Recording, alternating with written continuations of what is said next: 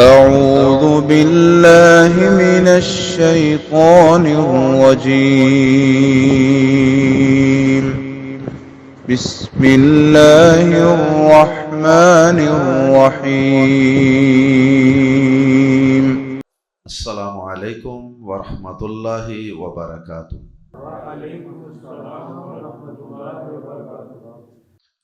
سورۃ المؤمن آیت نمبر 36 سے 40۔ ان الحمد للہ والصلاۃ والسلام علی رسول اللہ اما بعد۔ اعوذ باللہ السمیع العلیم من الشیطان الرجیم من ہمزہ ونفخہ ونفثہ۔ وقال فرعون یا ہامان ابن لی صرحا لعلی ابلغ اسباب السماوات فاطلع الى الہ موسیٰ وانی لاظنہ کاذبا۔ وَكَذَلِكَ زُيِّنَ لِفِرْعَوْنَ سُوءُ عَمَلِهِ وَصُدَّ عَنِ السَّبِيلِ وَمَا كَيْدُ فِرْعَوْنَ إِلَّا فِي تَبَابٍ۔ وقال الذي آمن يا قوم اتبعون أهدكم سبيل الرشاد۔ يا قوم إنما هذه الحياة الدنيا متاع۔ یا قوم انما هذه الحیاة الدنیا متاع وان الآخرة هي دار القرار۔ من عمل سیئة فلا یجزى الا مثلها ومن عمل صالحا من ذكر أو أنثى وهو مؤمن فأولئك يدخلون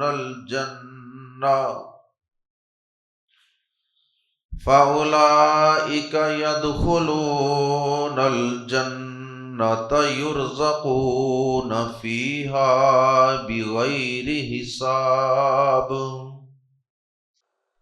مرد مومن کے خطاب کی کچھ جھلکیاں گزشتہ آیات میں ہم پڑھ چکے ہیں۔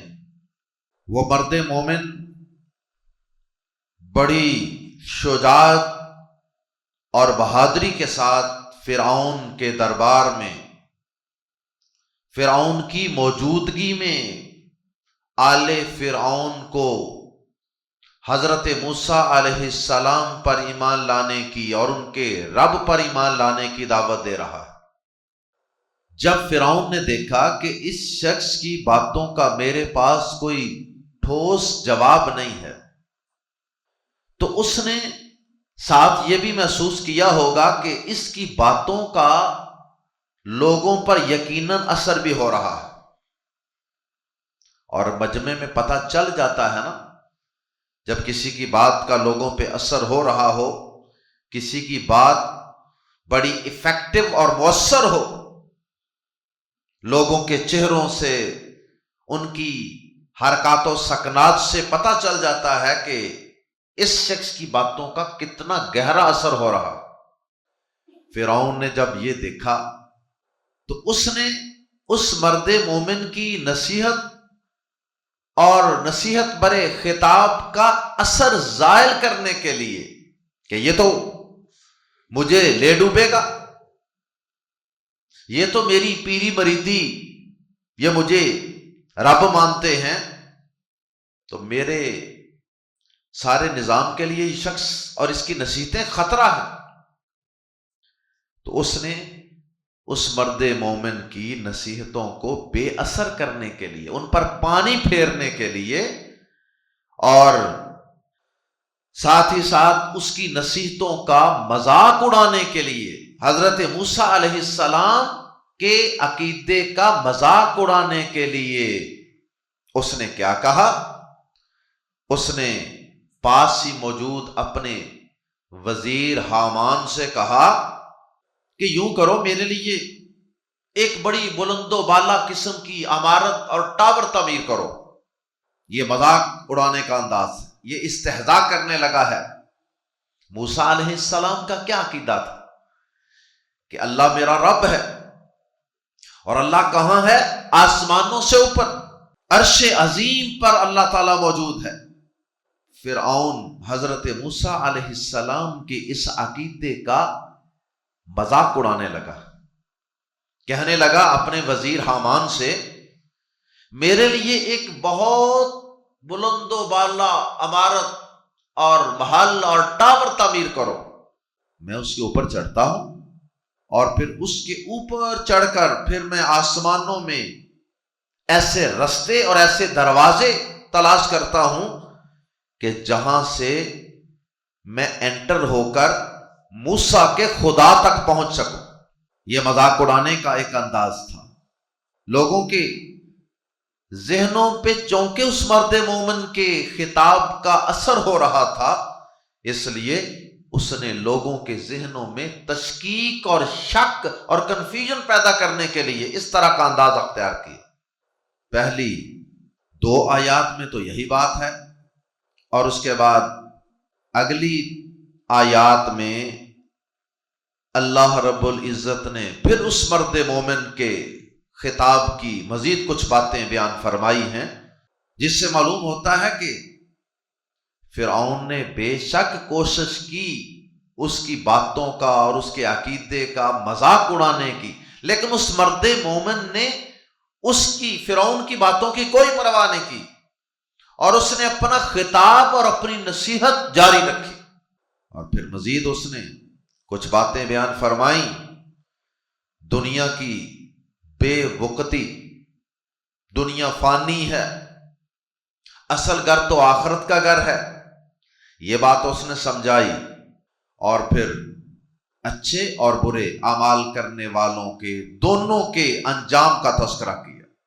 آئیے قرآن مجید کے الفاظ میں پڑھتے ہیں، آیت نمبر 36، وقال فرعون، اور فرعون نے کہا، یا حامان، اے حامان، یہ اس کا وزیر تھا، ابن، بنا، تعمیر کر، بنا یبنی کا مطلب ہوتا ہے تعمیر کرنا، اس سے فعل امر ہے ابنی، بنا، تعمیر کر، لی، میرے لیے، ملا کے پڑھیں گے، یا حامان نبنی لی، اے حامان میرے لیے تعمیر کر، کنسٹرکٹ فار می، سرحن، ایک بلند عمارت۔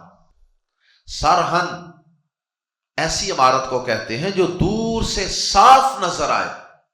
اردو زبان میں ہم ایک لفظ استعمال کرتے ہیں، صراحت، کہتے ہیں جی میں نے بڑی صراحت سے اس کو، بڑی وضاحت سے اس کو یہ بات سمجھا دی، یعنی نمایاں اور واضح کر کے یہ بات سمجھا دی، صراحت۔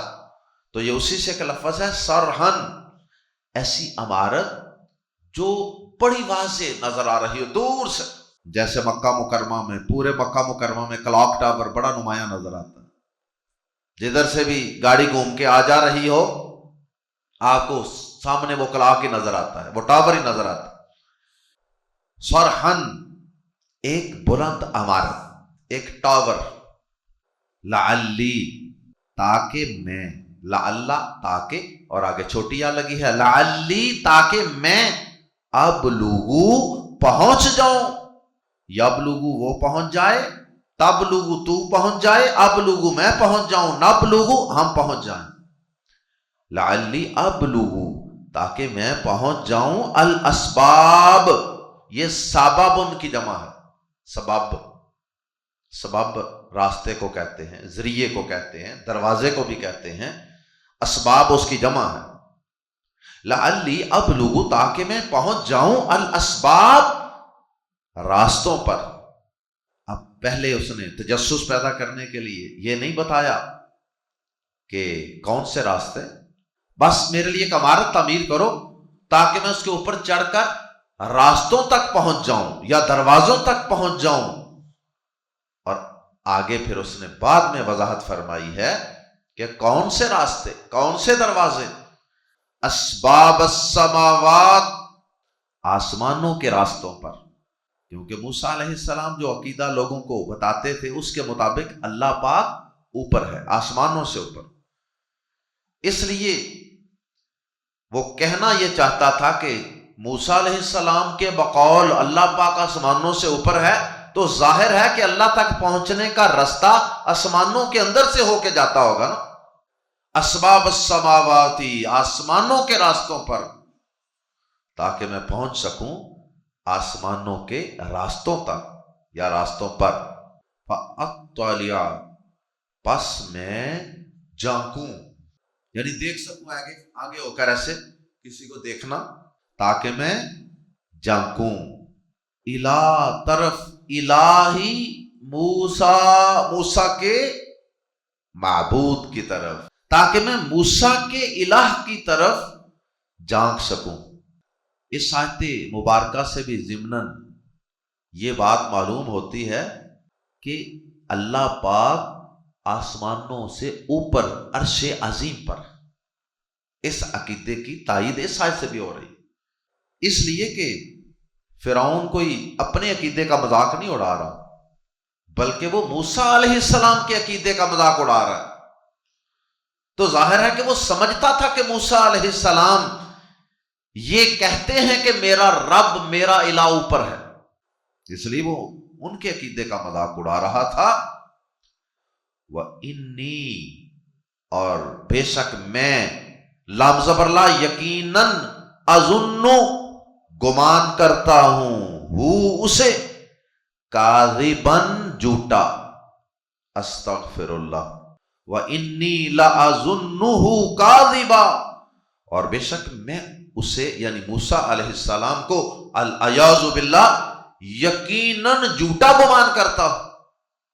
اب یہ آخری جملہ بھی اس بات کو واضح کر رہا ہے کہ پہلے وہ مذاق اڑا رہا ہے کہ میں موسیٰ علیہ السلام کے الہ کی طرف جھانک سکوں اوپر جا کے، اور اس کے بعد پھر وہ آخری جملہ بول کے کہ بے شک میں اسے یقیناً جھوٹا گمان کرتا ہوں، یہ جملہ کہہ کے اس نے بتا دیا ہے کہ اوپر موسیٰ علیہ السلام کے بقول جو رب ہے، الہ ہے، وہ کوئی نہیں، میں تو جھوٹ ہی سمجھتا ہوں اسے، کوئی رب نہیں، میں ہی رب ہوں، رب اعلیٰ ہوں۔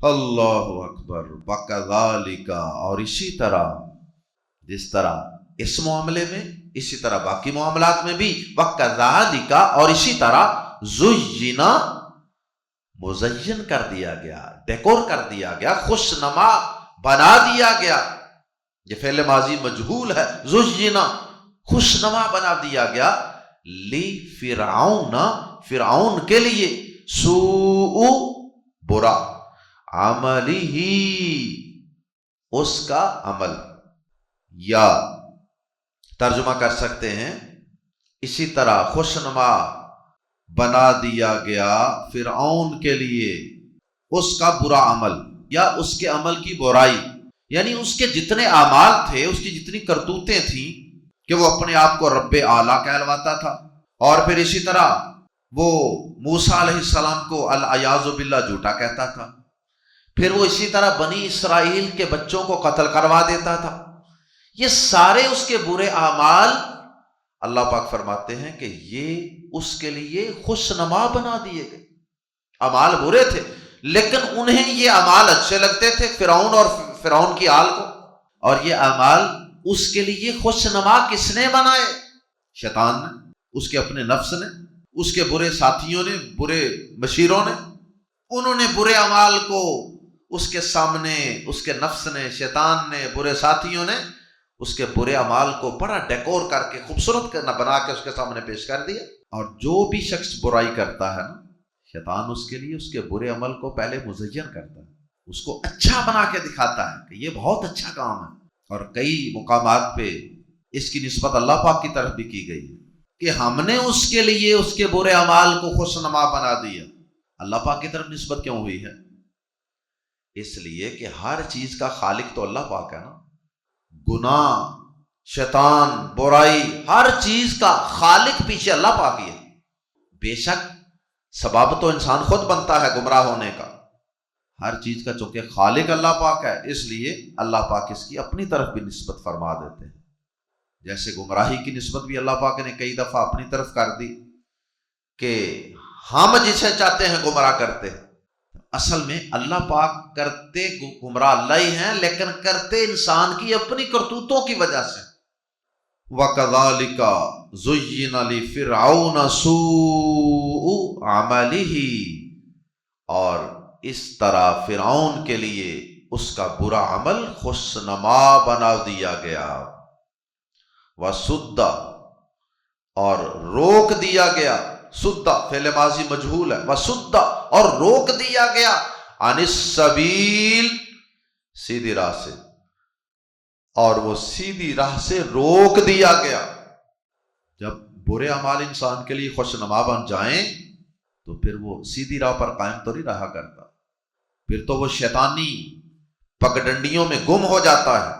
وَمَا كَيْدُ فِرْعَوْنَ، اور نہ تھی فرعون کی تدبیر، اس کی پلاننگ، منصوبہ بندی، جتنی بھی وہ پلاننگیں کر رہا تھا حضرت موسیٰ علیہ السلام کی دعوت کو روکنے کے لیے، وہ ساری کی ساری اللہ پاک فرماتے ہیں کہ اس کی تدبیریں وَمَا كَيْدُ فِرْعَوْنَ، اور نہ تھی فرعون کی تدبیر الا مگر فی تباب، تباہی ہی میں، تباب تباہی کو کہتے ہیں، اور فرعون کی تدبیر تباہی ہی میں تھی، یعنی بس وہ عقارت اور ضائع ہونے والی ہی تھی۔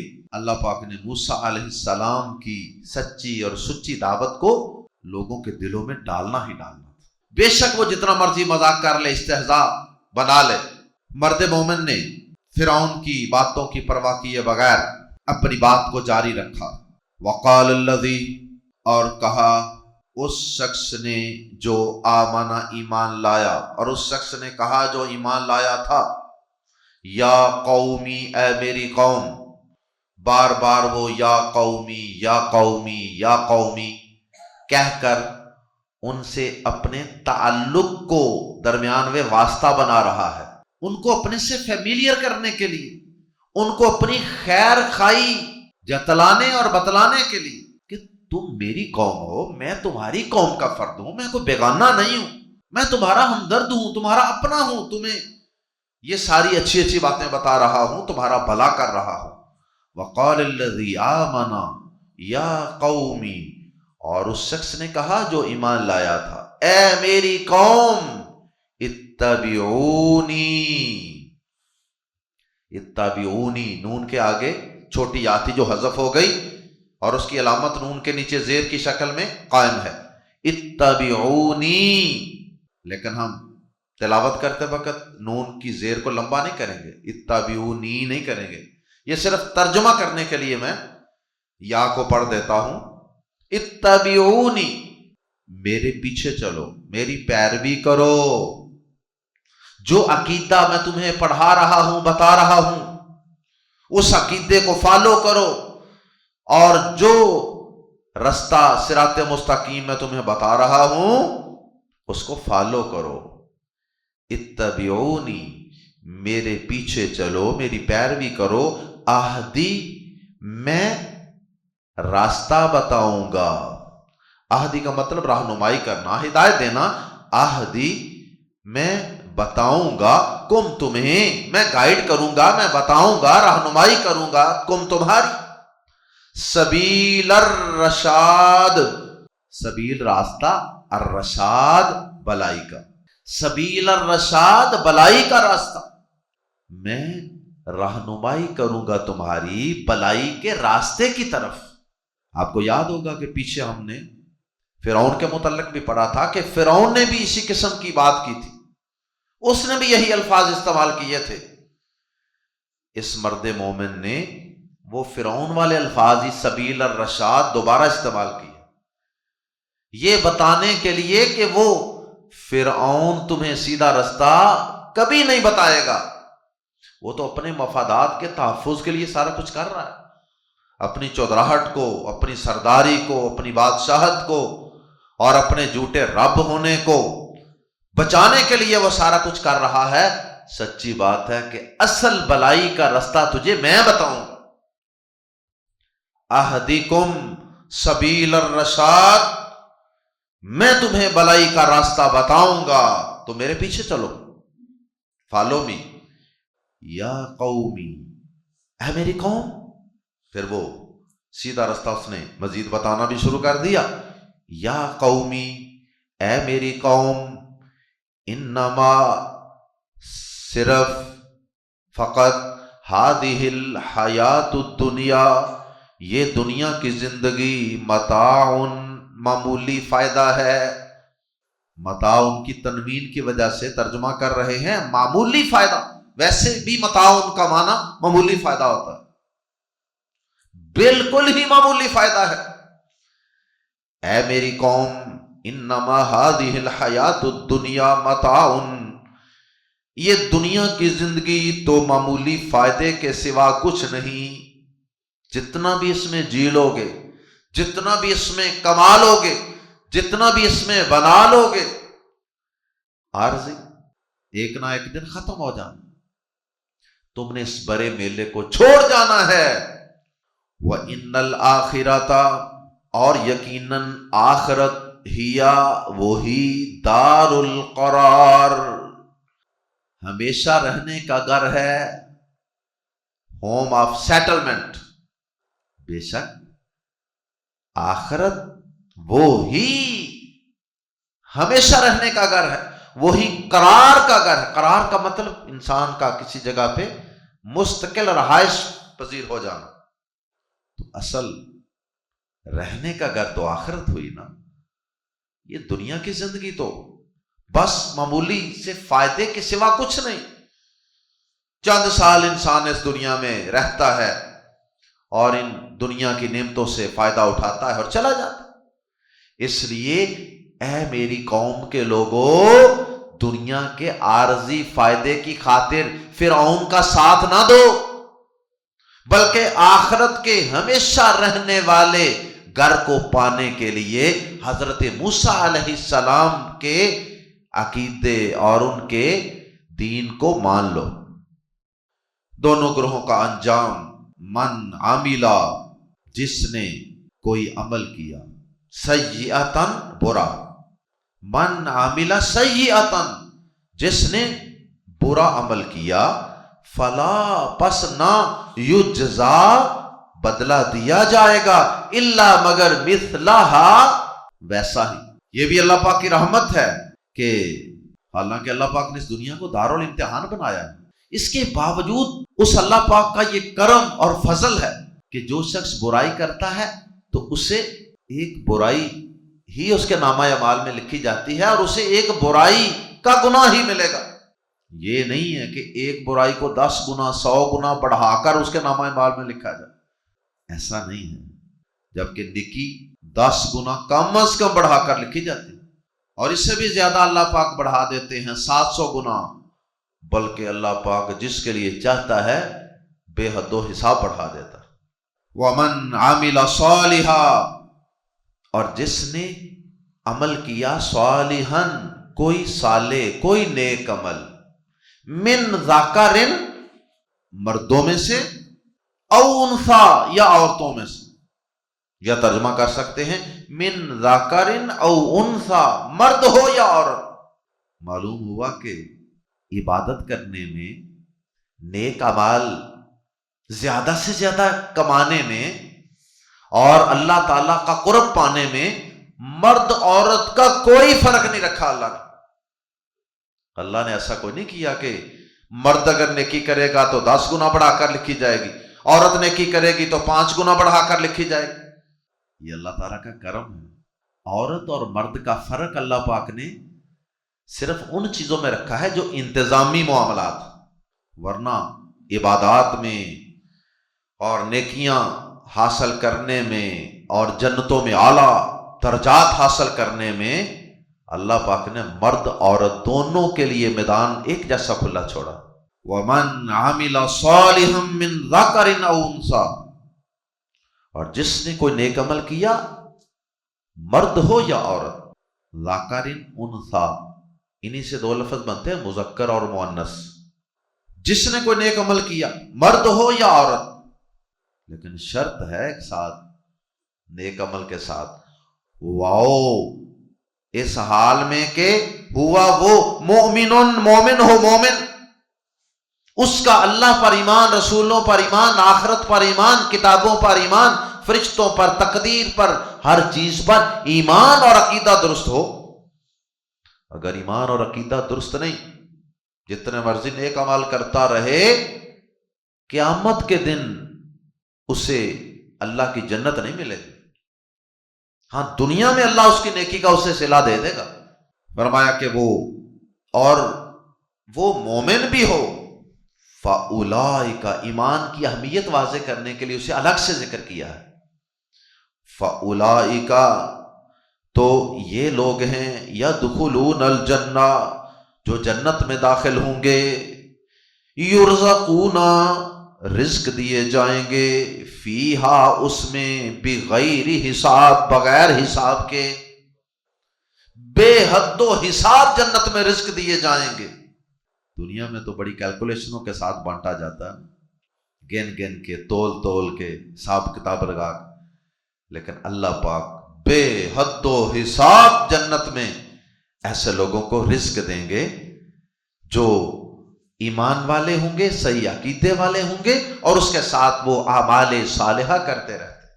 کتنی زبردست نصیحتیں کی اس مرد مومن نے اپنی قوم کے لوگوں کو۔ اللہ تعالی ہم سب کو ان نصیحتوں پر عمل کرنے کی توفیق عطا فرمائے۔ سبحانک اللہم وبحمدک، اشہد ان لا الہ الا انت، استغفرک واتوب الیک۔